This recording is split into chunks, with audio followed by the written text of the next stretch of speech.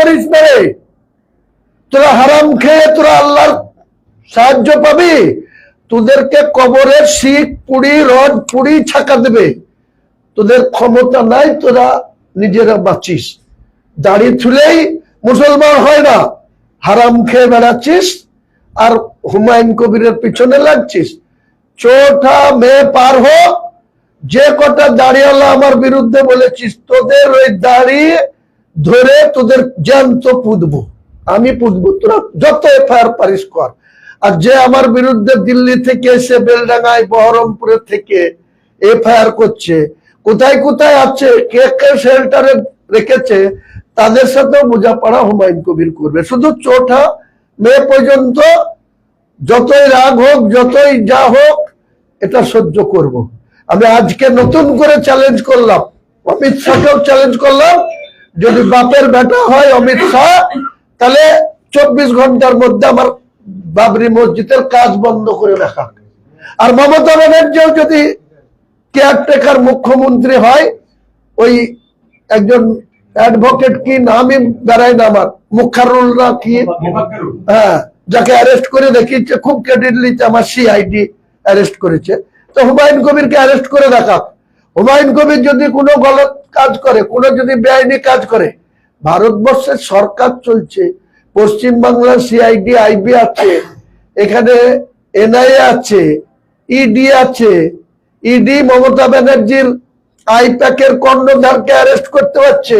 আর হুমায়ুন কবির যদি কারোর সাথে টাকা নিয়ে থাকে, হাজার তো দূরের কথা, যদি 1 কোটি টাকা বেআইনি নেবে, এখানে রাস্তা ধরে ধরে চেকিং করে করে 2 লাখ টাকার উপরে যার কাছে টাকা থাকছে সেটা সিজ করছে।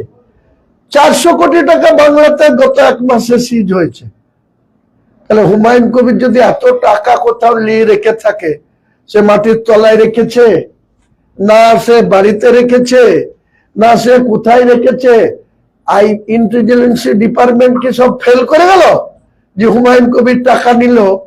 এই বোকা এক শ্রেণীর মুসলমান আছে, শতকরা 20% মুসলমান বোকা বোকা বোকা। আমি বলছি, যদি সেই বোকারা পারে, তারা যে বুদ্ধিমান সেটা প্রমাণ করুক আমার কাছে।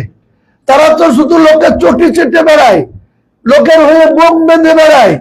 আরে আমি না খেতে পেলেও কেউ যদি আমাকে বলে লাখ টাকা দেবো, আমাকে একটা অসৎ কাজ করতে হবে, আমি যাব না। কিন্তু বোকা মুসলমানদের একটা অংশ তো এই করে বেড়ায়, নিজের জীবনকে তুচ্ছ করে বোম বেঁধে বেড়ায়, বেআইনি কাজ করে বেড়ায়, হিরোইন খেয়ে বেড়ায়, গেঁজা খেয়ে বেড়ায়। হুমায়ুন কবির একটা বিড়ি সিগারেট খায় না, আর তার বিরুদ্ধে এত উল্টো পাল্টা অপপ্রচার। অমিত শাহকেও চ্যালেঞ্জ করছি, ভারতবর্ষের স্বরাষ্ট্রমন্ত্রী আপনি পারলে আমার বাবরি মসজিদ আটকান। আর ইলেকশনের পরে কোথায় থাকবেন সে তো আটকাতে পারবেন না, এখন তো আছেন ক্ষমতায়। ইলেকশন কমিশনের তো অনেক পাওয়ার। আমি যদি কোনো বেআইনি কাজ করুক, আমার বিরুদ্ধে অ্যাকশন করুক না, করে দেখাক না।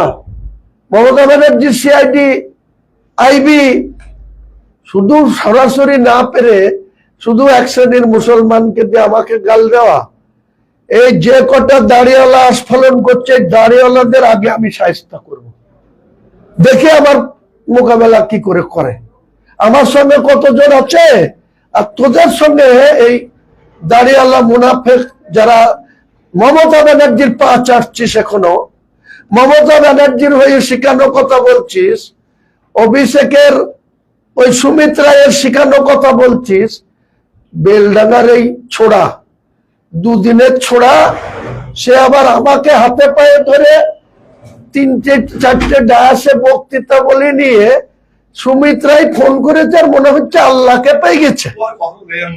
আরে কেন বলবে না, কেন বলবে না? এত বড় স্পর্ধা কোথা থেকে হয়? আমরা কি রক্ত মাংসের মানুষ না অন্য কিছু?